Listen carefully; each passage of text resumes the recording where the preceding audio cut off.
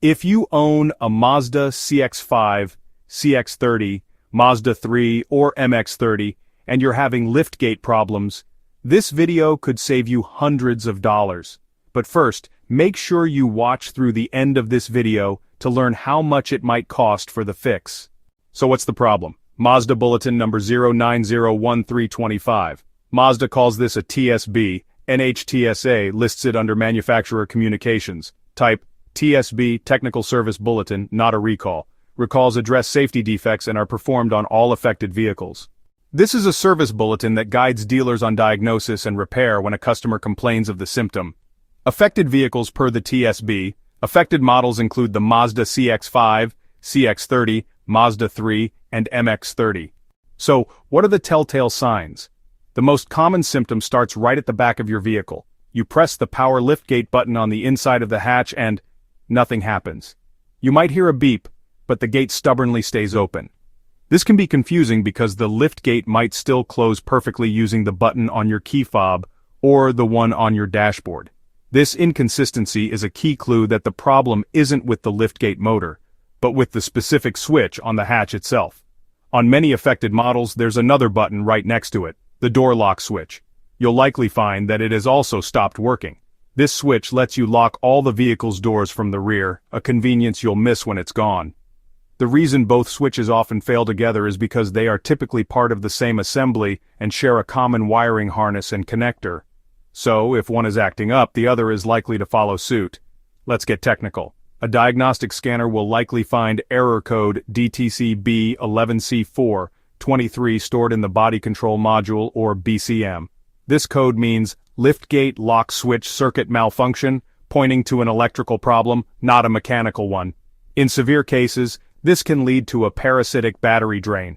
You might find your battery dead for no apparent reason. This happens when corrosion creates an unintended electrical pathway, slowly draining power even when the car is completely turned off. The root cause almost always comes down to moisture. The rear switch assembly and its connector are located inside the liftgate panel. While protected from rain, they are vulnerable to water intrusion from high-pressure car washes that force water past the seals. Condensation can also form inside the panel due to temperature changes. This moisture finds its way to the unprotected electrical connector. Over time, water and electricity cause the connector pins to corrode, creating a green or white crust that disrupts the signal and causes all these issues. So what's the root cause of this frustrating liftgate problem? It stems from a design flaw in earlier models where water could seep past the liftgate emblem or into the wiring harness. For owners, this means an intermittently working or completely dead power liftgate, a common headache. Recognizing this, Mazda released Technical Service Bulletin 0901325. A TSB is a guide for dealership technicians, outlining the official, factory-approved procedure to fix a known issue. Let's walk through exactly what that dealer fix entails. The first and most critical step is a thorough inspection. After gaining access behind the liftgate's inner panel, a technician disconnects the switch connector to hunt for signs of water damage. They're looking for the destructive evidence of moisture, greenish-blue crust on the copper pins, a chalky white residue, or any visible dampness. This single diagnostic step is crucial, as it determines which of two repair paths the technician will follow. If the harness connector is clean with no signs of corrosion, that's the best-case scenario. This indicates the damage was contained within the switch itself. The procedure is to replace the old power liftgate switch with a new, updated part featuring improved sealing. To provide an extra layer of protection, the technician then follows Mazda's specific tape wrapping procedure, carefully sealing the connector to create a robust, watertight barrier and prevent the problem from recurring. However, if the inspection reveals rust or corrosion on the harness terminals, the repair is more involved. This corrosion creates high resistance and can't simply be cleaned away, as the wiring itself is compromised. The official repair requires replacing the damaged harness pigtail with part number T3Y067SH3. The faulty switch is also replaced with the updated version, and just as before, the new connection is meticulously wrapped and sealed to lock out moisture for good. Mazda lists labor time 0.3 to 0.8 hour and covers it under the new vehicle limited warranty if the vehicle is eligible. Parts examples: TK4866, LR0, CX-5 switch, BEMD 66 660A, DFR 566-660, DFR 766-660 Mazda 3, CX-30, MX-30 switch. What owners and forums are saying. Several threads and reports describe Liftgate not opening or closing and dealers replacing switches, motors, or trim harness pieces. Costs vary widely when out of warranty. Older posts also mention battery drain tied to Liftgate moisture issues. Independent videos and older Mazda bulletins show corrosion at the inside switch as a recurring theme, with fixes ranging from switch replacement to sealing connectors. So, let's get straight to the guidance. If you own a modern Mazda, specifically a CX-5, CX-30, Mazda 3, or the all-electric MX-30, and you're experiencing that frustrating issue where the power liftgate beeps but won't open, or perhaps only opens intermittently, you are not alone. This is a widely recognized problem. Before you head to the dealership, it's incredibly helpful to do a quick diagnostic test yourself. Try opening the liftgate using all three methods: the button on your dashboard, the button on your key fob, and the switch on the liftgate itself. If the dash and fob buttons work but the liftgate switch fails, you've almost certainly pinpointed the source of the problem. Now, armed with this knowledge, you can walk into the service department with confidence.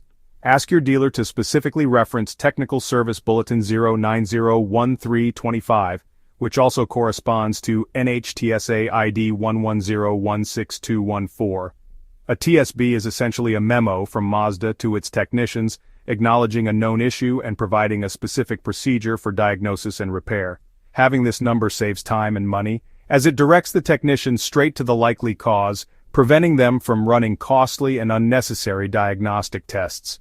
It shows you've done your homework and ensures they follow the factory-approved fix. The root cause of this failure is almost always water intrusion.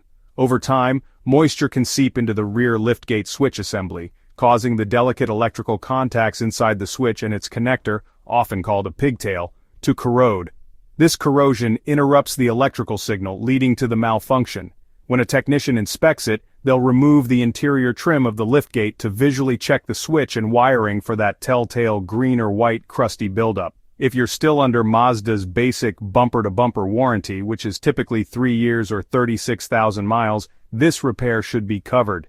Even if you're just outside of warranty, it's worth asking for a goodwill repair, as this is a well-documented issue.